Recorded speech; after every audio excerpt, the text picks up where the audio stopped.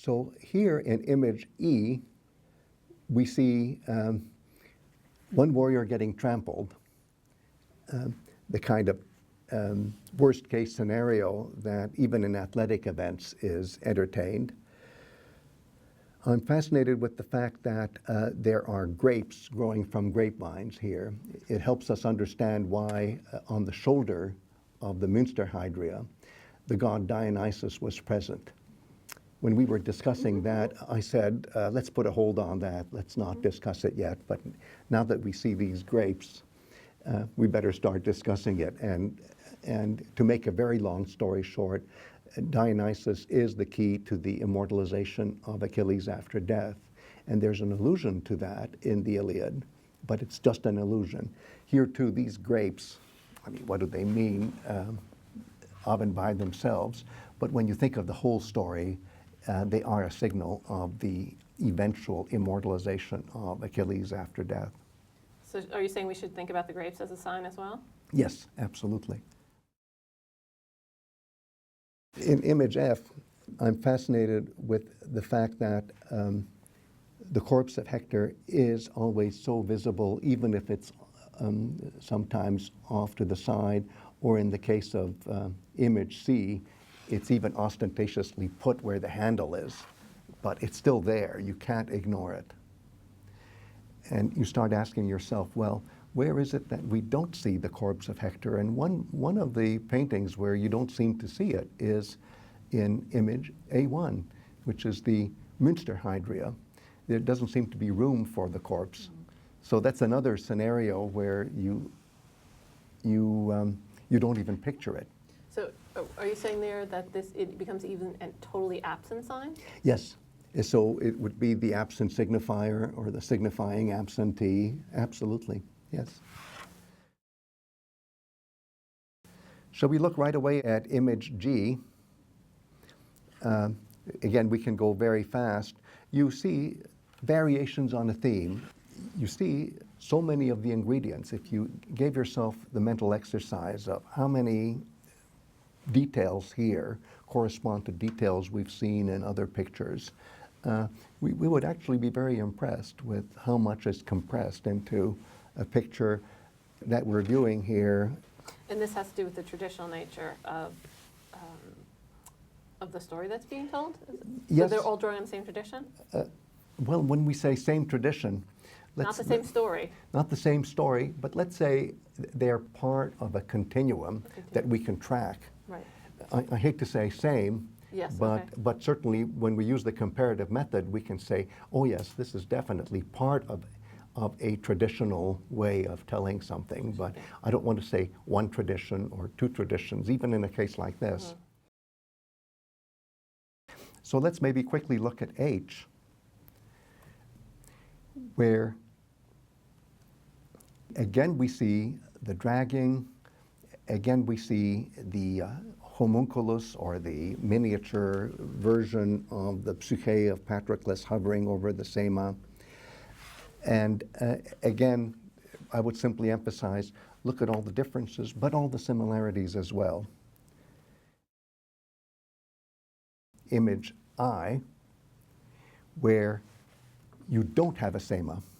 Now, in this one, you have all the ingredients that would be associated with the Sēma, such as the psūkhē of Patroklos, the snake that's guarding the Sēma, or the corpse of Hector, and they're all aligned in a kind of vertical axis, but I checked and double-checked and triple-checked. There's no Sēma here.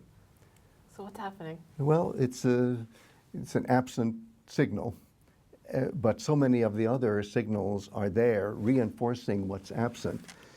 Pointing to it. That you just notice it all the more. So I just love this. And let's go to image J, where you see Iris coming down from the heavens. She seems to be trying to stop the chariot, but the chariot hasn't stopped yet. And then I would immediately like us to look at the next one, which is image K. And here, it looks as if the chariot has stopped. And there's Iris again with the gesture, but now the chariot has stopped. Why do you say that it has stopped? Because the horses don't look like they're moving? The horses don't like they're moving. And if you're not sure of this one, let's immediately go to L. That's clear. There, it's quite clear. And I'm not playing tricks by giving you these pictures in this order. I'm not saying we have to look at them in this order, but the order in which I'm looking at them help us intuit that there's a big change here from what we've seen so far, where the horses are still galloping along. Look again here. They're not. They're just there. And then the question is, what is Achilles doing? And in my close reading, I offer the potential explanation that he is actually taking pity already on the corpse of Hector because he's looking at the corpse of Hector. Again, if we go back and see what direction Achilles' eyes are pointing toward, they often tell us a lot. And in some pictures, Achilles' attention is preoccupied with himself, with his Sēma, with his alter ego, Patroklos, that is to say, the psūkhē who's hovering above. And then in others, he's turning towards the scene of pity, as we already saw in B, where he was looking towards the portico. And then here, he's got off the chariot and he's looking at Hector.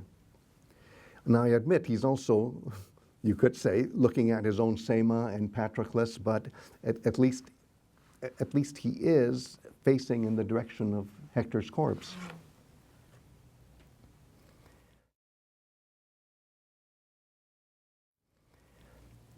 And then here's a clincher. Let's look at image M. And by the way, the key characters are labeled here, so that's handy. I think, again, what Achilles is doing here is actually leaning over and looking at the corpse of Hector, maybe with pity. And I love the fact that Hector, I guess with his dying breath, is just spelling out his name.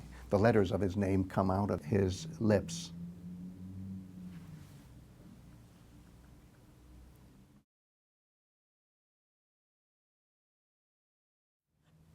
One more.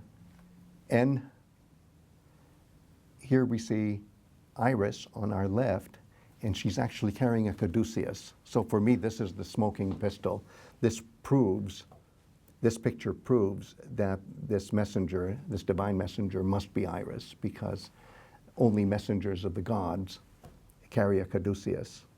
And once again, you see Achilles looking toward the corpse of Hector.